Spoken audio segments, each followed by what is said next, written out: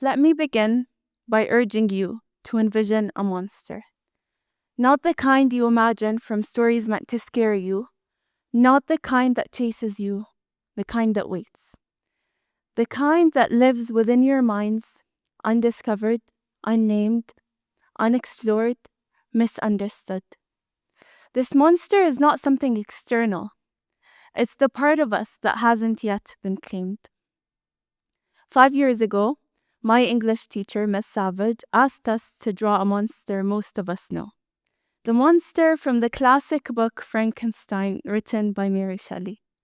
As I pondered between two options for my piece, a creative or a traditional path, I had the quiet impulse to draw myself as the monster.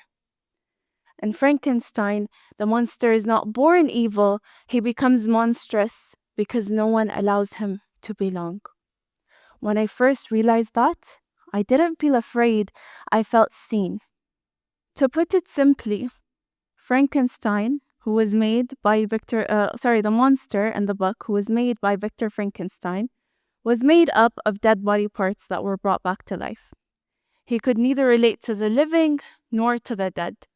And for the longest time, I too couldn't relate to the demographics I supposedly belonged to, regardless of the fact that a family name, genetics, blood, proximity, or our environment brought us together.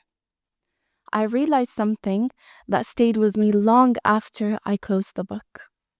Everyone has their Frankenstein. What I mean by that is we all carry parts of ourselves that feel unfinished, parts that don't quite belong anywhere yet. Now, let's rewind a little. I was a very serious-minded child, the type adults admired, the kind who listened more than she spoke, and the one who learned very early on how to contain herself. I recently stumbled across a quote from one of my childhood journals. That quote is, "I really want to see my cousins. For the past 2 days, I've been hiding my excitement inside me." Now, this seems like a completely normal sentence written by an 8-year-old child, but I'd like to draw your attention to a specific part.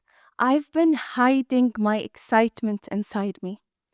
Even as a little girl, I had already learned how to hide the fire within me, how to feel deeply, but bury that depth inside me in fear that it would not last as long as I hoped it would. I built a barrier between myself, my soul, and the people around me.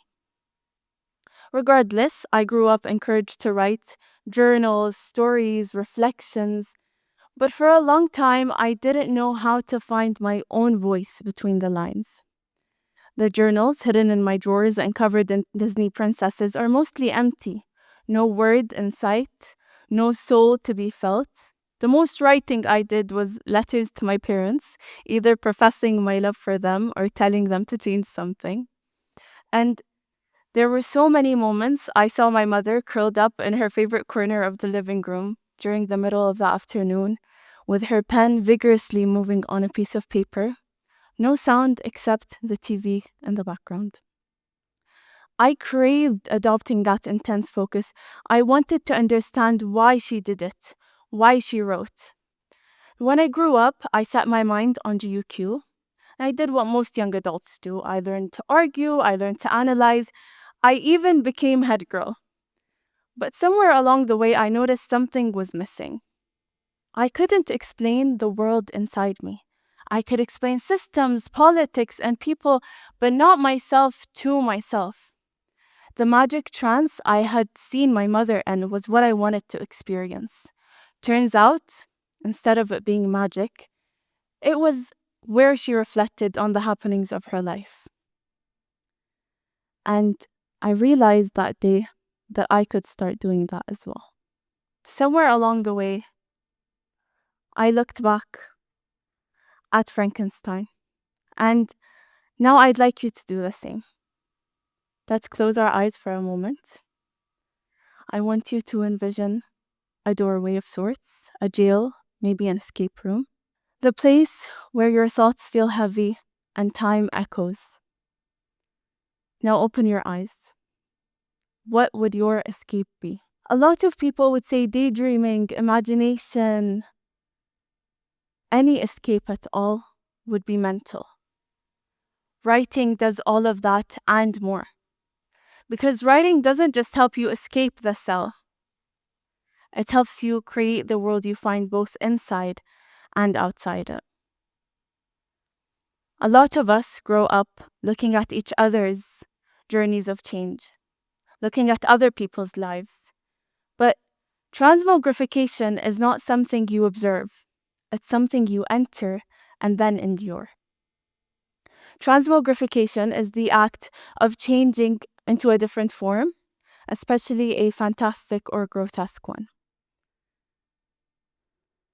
Many of us don't know how to embrace those grotesque parts of ourselves, so we find them in other people. But what I want to share with you today is the way we change, when we change, and how we change into that grotesque part of ourselves is not always in our hands. But the truth is, writing is the doorway to that. If you will take one thing with you today, let it be this. This is a mirror. We use it to view ourselves. But mirrors don't show us our Frankensteins. And that's where writing comes in. Writing allows us to explore, embrace, and hug that grotesque part of ourselves. I want to end with this. Writing is not just self-expression, it is self-formation. One limb at a time until you are whole again. Thank you.